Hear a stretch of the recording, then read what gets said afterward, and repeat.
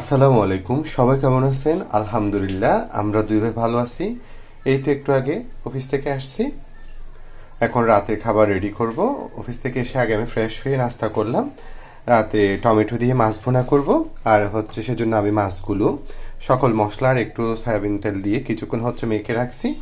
আর এদিকে কাঁচা আম দিয়ে মাছের মাথা দিয়ে কচুলতি রান্না করব। তো দেখতে থাকুন, আমি বাকি কাজগুলো করে নিই।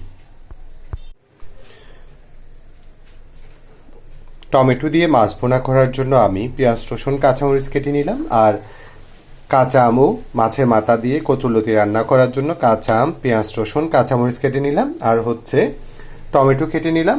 আর কচুলতিতে দেওয়ার জন্য গুঁড়া মশলাটা পানিতে ভিজিয়ে রাখছি। এবার একটা একটা চুলায় দিয়ে দিব। টমেটো দিয়ে মাছ ভুনা করার জন্য আমি কড়াইতে তেল দিয়ে দিছি। তেল গরম হয়ে আসছে। এবার কেটে রাখা পেঁয়াজ রসুন কাঁচামরিচ দিয়ে দিচ্ছি। বিসমিল্লাহ।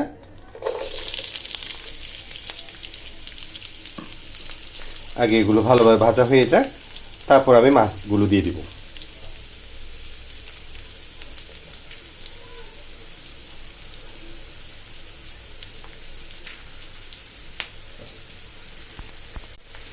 আমার পেঁয়াজ রসুন কাঁচামরিচ একদম ভাজা হয়ে আসছে।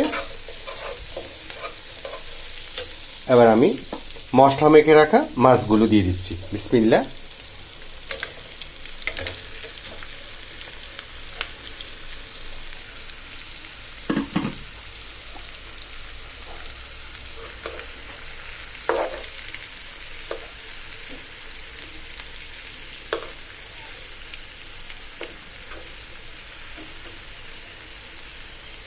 এক পাশ হয়ে যাক, তারপর অপর পাশ উল্টিয়ে দিব।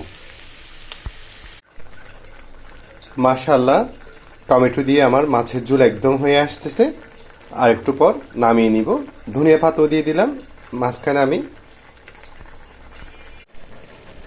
এদিকে আমি আরেকটা চুলায় কাঁচা আম দিয়ে মাছের মাথা ও কাঁচা আম দিয়ে কচুলতি রান্না করার জন্য কড়াই বসিয়ে দিছি।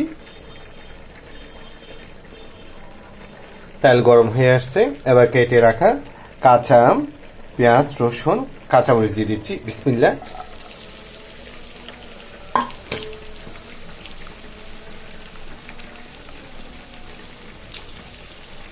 এগুলো আগে ভালোভাবে ভাজা হয়ে যাক, তারপর আমি পানিতে ভিজিয়ে রাখা গুঁড়া মশলাটা দিব।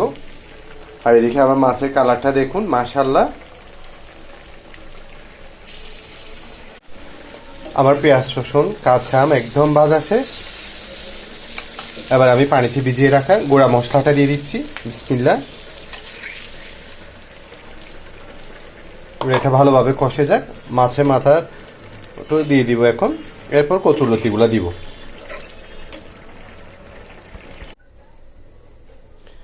মাছের মাথাও দিয়ে দিলাম।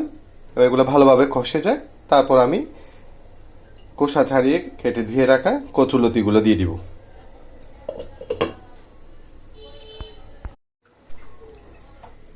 মশলা কষার পর আমি কচুলতি আর ধনিয়া পাতা একসাথে দিয়ে দিলাম। এবার ঢাকনা দিয়ে দিব।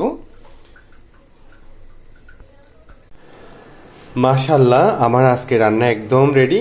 এই যে দেখুন, কাঁচা আম ও মাছের মাথা দিয়ে কচুরলতি রান্না। কি সুন্দর একটা কালার আসছে। আর টমেটো দিয়ে মাছ ভুনা। আর আমরা দুই ভাইয়ের পছন্দের সাদা ভাত। তো আজকের মতো এতটুকু। সবাই সবার জন্য দোয়া করবেন। আসসালামু আলাইকুম।